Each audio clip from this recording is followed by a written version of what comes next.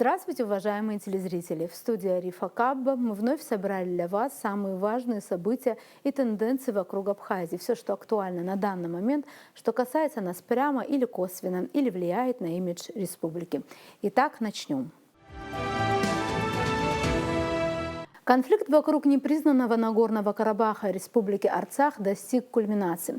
После длившейся с середины декабря 2022 года блокады, из-за которой регион оказался на грани гуманитарной катастрофы, 19 сентября Азербайджан начал обстрелы этой территории, который длился целый день и привел к человеческим жертвам. На второй день боевых действий в Карабахе жертвами обстрелов стали 32 жителя. 200 ранены, заявила омбудсмен Армении Анаит Манасян. В самом же Карабахе заявили о не менее 200 погибших и более 400 раненых, в том числе и мирного населения. Напомним, что все это случилось в результате антитеррористической операции, предпринятой Баку. И длилась так называемая операция всего один день. Власти Нагорно-Карабахской республики решили прекратить огонь 20 сентября с 13:00 по местному времени и разоружить свои формирования, чтобы начать переговоры с Баку. Министерство обороны Азербайджана в своем заявлении днем 20 сентября подтвердило, что через российских миротворцев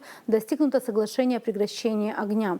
В координации с российскими военными будет проходить и разоружение армянских формирований. МИД Армении днем 20 сентября заявил, что Карабах теоретически может жить под управлением Азербайджана, и жители непризнанной Нагорно-Карабахской республики готовы к переговорам с Баку. Но диалог должен быть в кавычках налажен. Премьер Армении Никол Пашинян в обращении к нации заявил, что Ереван не участвовал в подготовке соглашения о прекращении огня. Армянских вооруженных сил в Карабахе не было с лета 2021 года. Но он принимает к сведению решение властей Нагорного Карабаха. В связи со всем тем, что произошло в Нагорном Карабахе, особенно интересно для многих экспертов то, какую позицию заняли в этой эскалации конфликта российские миротворцы. Приведем лишь официальные заявления, хорошо демонстрирующие всю картину. Пресс-секретарь президента России Дмитрий Песков, отвечая 20 сентября на вопросы и упреки председателя Совбеза Армении Армена Григоряна российским миротворцам в невыполнении обязательств по защите Карабаха, заявил, что подобные обвинения являются абсолютно беспочвенными. По его словам, Ереван юридически признал регион частью Азербайджана на конференции в Праге в 2022 году, и Баку, цитата, действовал де-юре на своей территории. Еще конкретнее ситуацию прояснили в Министерстве обороны России. В частности, там заявили, что российский миротворческий контингент вправе применять оружие только при прямом нападении на него, а Россия, как союзник Армении, должна оказывать помощь в защите ее признанных границ, в периметр которых Карабах не входит, пояснил источник в Минобороны России. Наблюдая за всеми событиями, развернувшимися в середине сентября в Нагорном Карабахе, многие эксперты и блогеры делали интересные комментарии в Твиттере, блогах и на Фейсбук. Вот что написал армянский эксперт Рубен Эниколопов. Конфликт в Карабахе с точки зрения международного права далеко не однозначен с точки зрения изначальных целей, так как понятного решения вопроса о выборе между правом нации на самоопределение и территориальной целостностью стран как не было, так и нет. И в этом вопросе, конечно же, не будет согласия между армянами и азербайджанцами, и мое мнение по этому поводу не совпадает с мнением моих друзей-азербайджанцев.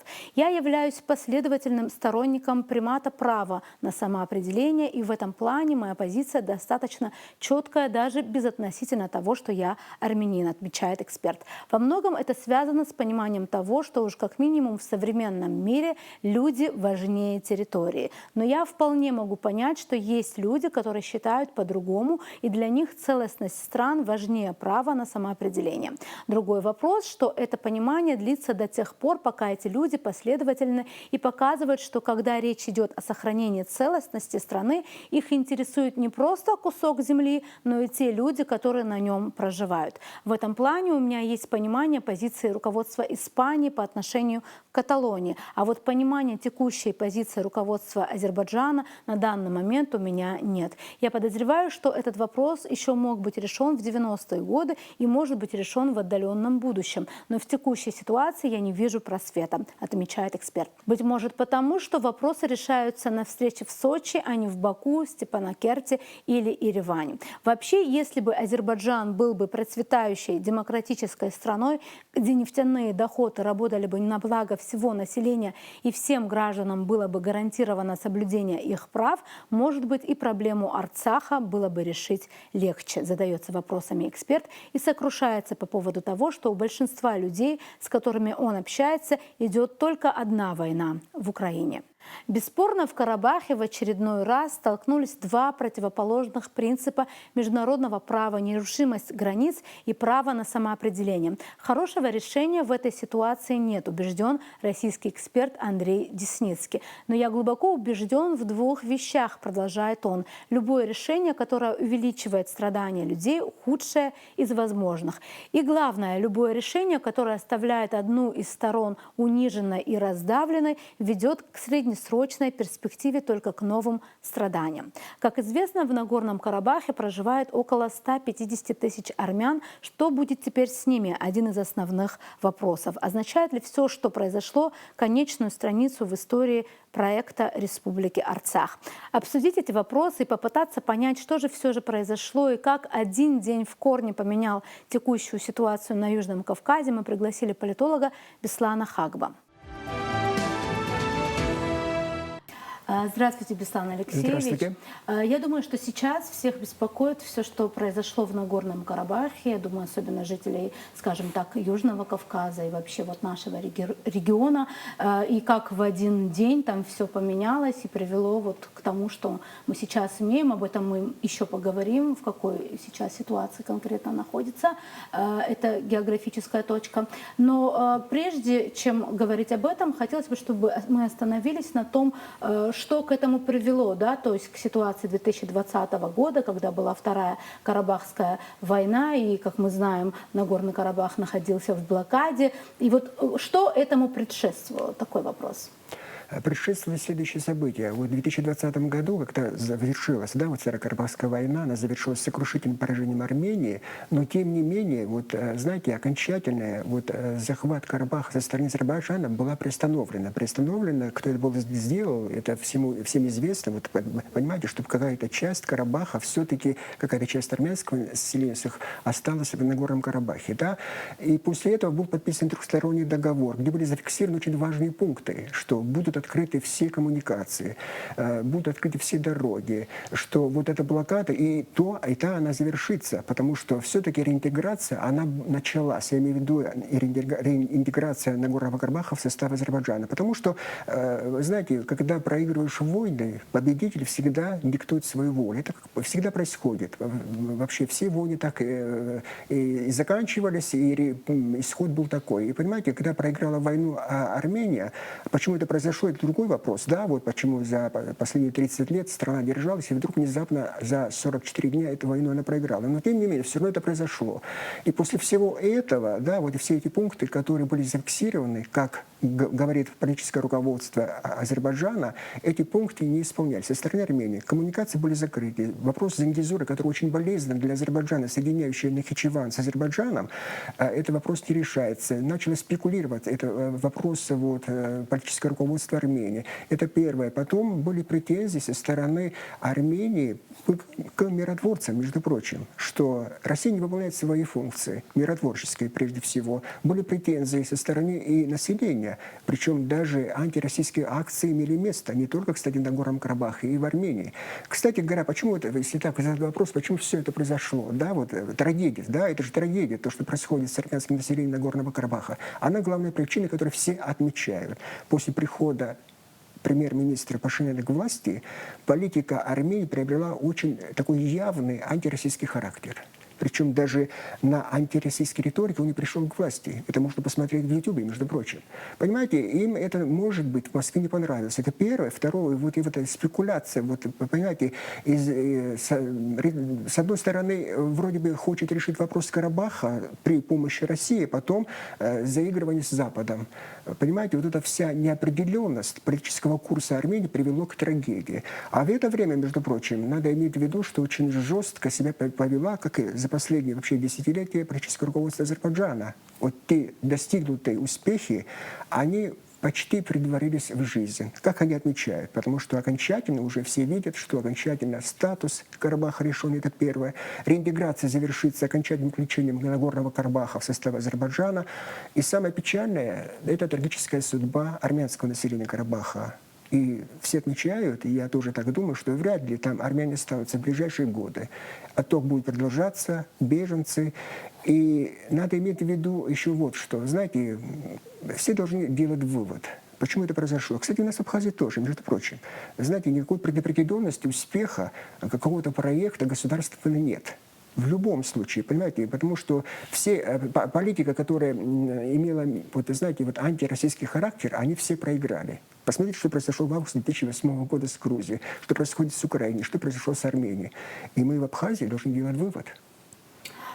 Беслан Алексеевич, все-таки вернемся к этой дате, да, к 19 сентября, да, когда была объявлена эта антитеррористической операцией, тоже вот дают название, где тут терроризм, это тоже интересно бы вообще проанализировать, почему именно так это было названо.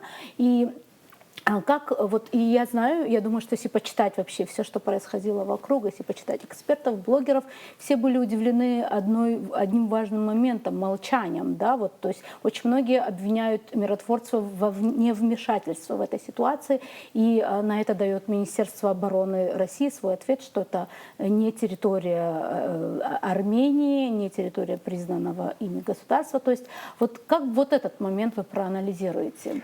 Вы знаете, вот антироссийская вот политика или заявления, и акции протеста, которые проводят в Армении, они беспочвенны. Они, знаете, зря вот это все это, знаете, политика, которую проводят, я еще раз повторяю, вот антироссийская, она привела к этой трагедии. Я вам напомню, что миссия миротворческая в чем заключается?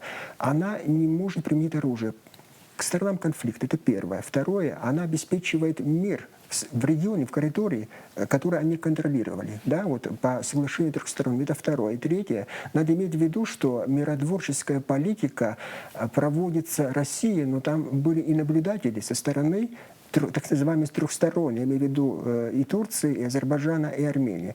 А в чем заключается миссия миротворцев? Чтобы обеспечить мир, но не вмешательство во внутренние дела и Армении, и Азербайджана. То есть диктовать свою волю политическую в данном случае Россия не может. Причем об этом прямо было заявлено Владимиром Путиным. Помните, недавно, он буквально до этих событий, и после этих событий Владимир Путин заявил, что после того, как были подписаны раз соглашения, второе, трехстороннее, я имею в виду, в 2020 году, а после этого Армения признает Нагорный Карабах частью Азербайджана, все вопросы статуса политического снимаются. То есть не может быть и речи. Даже до этого я вам напомню, что Армения не признавала даже Нагорный Карабах, она не признала как государственное образование, как независимая суверенная страна. Это первое. И Россия всегда подчеркивала, что она признает территориальную целостность Азербайджана, включая Нагорный Карабах. Когда говорим о миротворцах, всегда их деятельность ограничена. Всегда. Их главная функция – обеспечение мира, прежде всего, но не решение политических вопросов. Это надо иметь в виду всегда.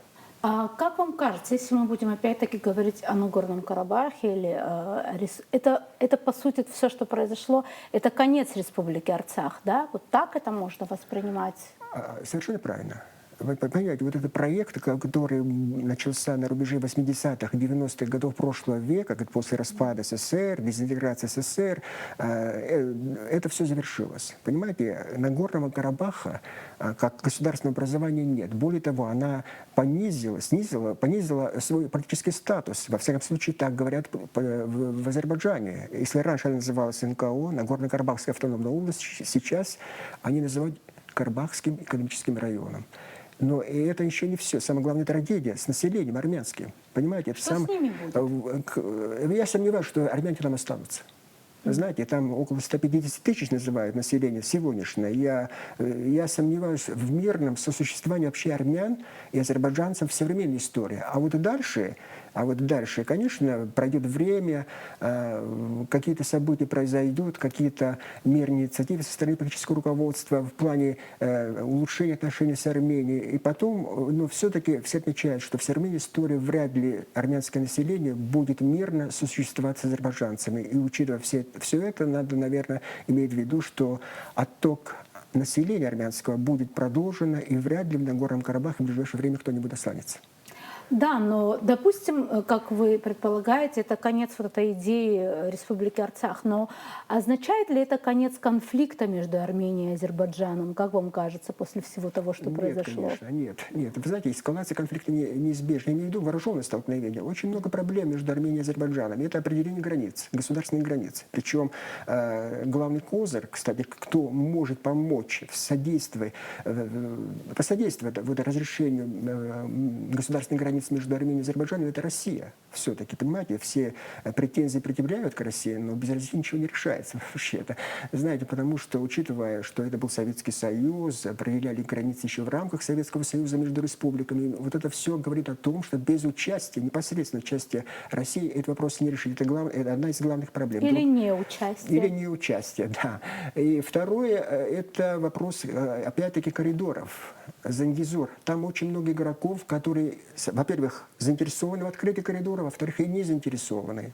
Понимаете, есть такая страна, Иран. Очень не нравится, как ведет себя Турция в этом регионе, в Южном Кавказе. Очень много противоречий, конфликтов, связанных и с Арменией, и с Нагорным Карабахом было, и тем более с Зангизором, потому что это район, который непосредственно с Ираном граничит. Это затрагивающие, как они говорят, национальные интересы Ирана. Без их учета их интересов вряд ли вопрос будет решен. Понимаете, вот много противоречий.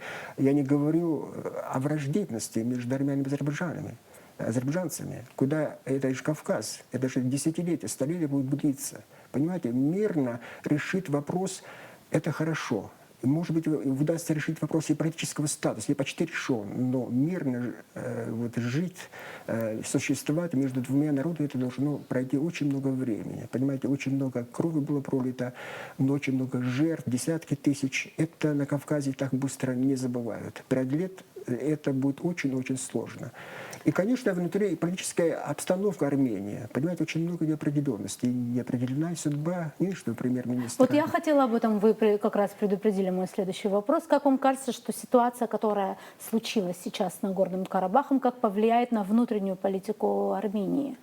Вы знаете, как бы это горько не звучало для армянского населения, необходимо подчеркнуть, что вот два кризиса страшные, которые пережил Пашинян. Он проиграл войну в 2020 году, досрочные выборы назначать, и он выиграет эти выборы. Представьте себе, досрочные выборы. То есть это говорит о том, что армянское население в подавляющем случае его поддерживает. Понимаете, мы видим акции, протесты, там десятки тысяч, говорят, там, не знаю, 50-60 тысяч. Но это не все население, весь армянский народ. Это говорит о том, что все-таки он пользуется поддержкой армянского населения. Его называют предателем, неудачником. Но все это, знаете, необходимо подчеркнуть, все-таки мобилизовать армянское население, армянский народ в противовес Азербайджану, когда началась Вторая Карабахская война, ему это не удалось. Разные причины называют, что армяне устали от войны, от конфликта. Может быть, это и правда. Может, потому что десятки лет это длится неопределенность в таком подвешенном состоянии, которое находилось в Карабах. Да? В отличие, кстати, от Абхазии, которая признана, между прочим, и покровительствует великая держава. Это главное отличие, между прочим, между Абхазией и Нагорным Карабахом. А у них вот это все продолжалось, знаете, долго-долго и привело к той катастрофе, которая произошла. Я не уверен, что Пашинян уйдет. Я уверен, что он и останется, это первое, но его дальнейшие политические успехи под вопросом, потому что очень много проблем, связанные и с обеспечением безопасности самой Армении уже, с обеспечением безопасности региона. И, понимаете, последние дни, даже месяцы, опять-таки начинает, знаете, недовольство по отношению к России. что мы должны выйти из ДКБ, мы должны выйти из всех договоренностей, которые были заключены с Россией, потому что Россия не обеспечила, знаете, вот нашу безопасность, не решила вопрос Карабаха. Вот все претензии, которые имеют место, вы знаете, она будет иметь последствия еще более жесткие для Армении. Вот это я тоже хотела бы спросить. Если уж говорить о векторе отношений российско-армянских, как он будет меняться? Мой личный взгляд. Да, без, конечно. знаете, без хороших отношений с Россией государство Армении вряд ли сохранится. Вы знаете, это древняя страна, это древний народ. Мы знаем, какое влияние в мире, да, со стороны диаспоры и так далее, и так далее. Очень много ярких представителей. Но надо иметь в виду, что соседям не очень-то повезло. В каком смысле? Географии, во всяком случае. Потому что все страны, которые окружают Армению, они в той или иной степени враждебны. Так исторически сложилось. На Кавказе у многих так сложилось. У многих так сложилось, но они обеспечили свою безопасность за счет других великих стран. Что мы сделали, между прочим, в Абхазии? Почему я обращаюсь к Абхазии? Знаете, надо иметь в виду, вот Армения, то, что произошло, это для нас должно быть наглядным примером, что любая попытка антироссийская, где бы это ни произошло, на постсоветском пространстве, Арифа, все они проиграли. Все они проиграли. Сначала политику, а потом и вооруженные конфликты и войны. Поэтому надо иметь в виду, что великая страна, Россия, все-таки ее интересы в любом регионе надо учитывать, а тем более на Кавказе. Россия самая большая кавказская страна. Интересная мысль. Большое спасибо, Александр Алексеевич. Спасибо. Спасибо. На этом у нас сегодня все. Будем продолжать держать руку на пульсе событий. До новых встреч в эфире.